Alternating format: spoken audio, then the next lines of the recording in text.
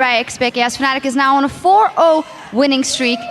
I want to start by going back to the beginning of the game. Actually, pick some bans, because with Ziggs, Ryze, LeBlanc, Lulu, Gragas, and Kha'Zix banned out, you had to go kind of a different route. Tell me about pick some bans. Yeah, we did. I thought they might ban Gragas or something, but Bora didn't think so, so we were like, okay, let's just ban those champions. Then LeBlanc and Gragas will be open. I can play one of those, and it's really safe, really easy.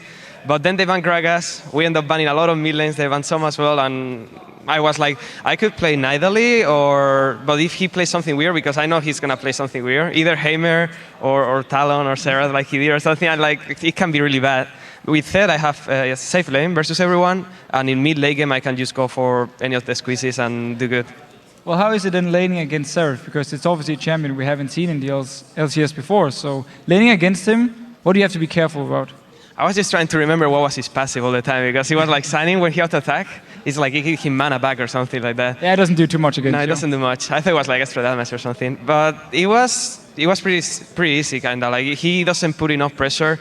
I haven't faced many Seraphs, so I was really scared at some point, but I think I could have pushed it even harder, because I can dodge his Q with my W really hard and put him super low, but I was just playing safe and farming and not taking any risk, because I don't really know the champion that well.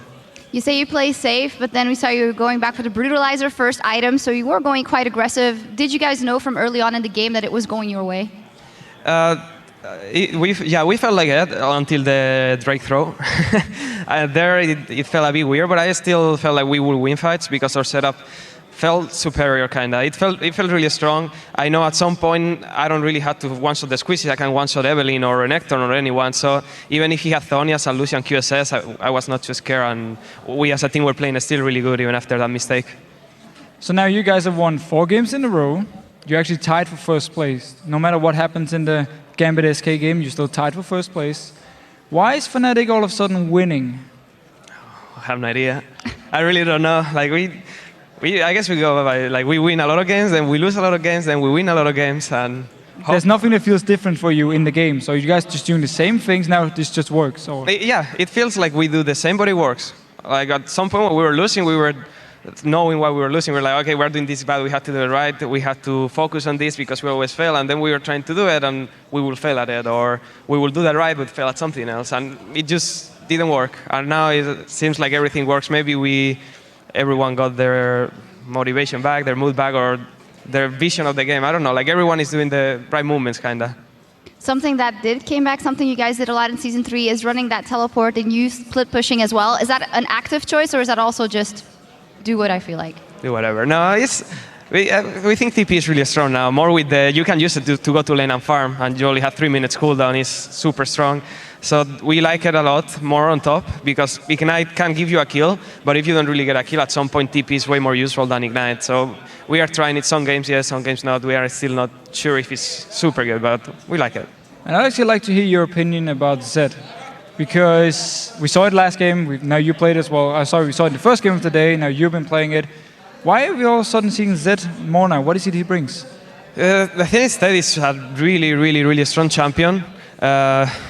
You have to play him really good as well, and that's the problem. You have to play him every day, a few games, to keep the mechanics, and you have to know what to do. And it's our champion, but it's really good when you play him good. And when there are a lot of millennials banned, and you know he's not gonna pick Kale, which is the only champ I really cannot play against, and I think every third is super hard to play versus Kale, then you can pick him. He's super safe in lane and can one-shot anyone. Yeah, Zed, with those shadows, you can play a lot of mind games, and that is actually also the question that we asked you guys on Twitter here earlier today. Which European LCS team plays the most mind games, and why? And here are some of your answers. The first one is from @Froken_Emil. Roccat uses the most mind games. I mean, once a Mordekaiser, twice the Mordekaiser, and thrice the Lulu top. Everyone is scared of their next pick, but recently not so much. Well, the thing is, when you play in your pick and ban phase against Roccat, you never know what they're going to bring up. You can all of a sudden feel like all your bans are useless because you just pick Mordekaiser and you're like, oh, we didn't expect it. So for me, the pick and ban phase for Roccat, at least in the start of the season, was very nice mind games. The second tweet is from @TweetWishes. Alliance, their bad start to their season was only to make the other teams drop their guards. Do you feel like you're played by Alliance, Feke, now that you're tied with them for first place? Maybe. We were talking about it last week, I think, after the games.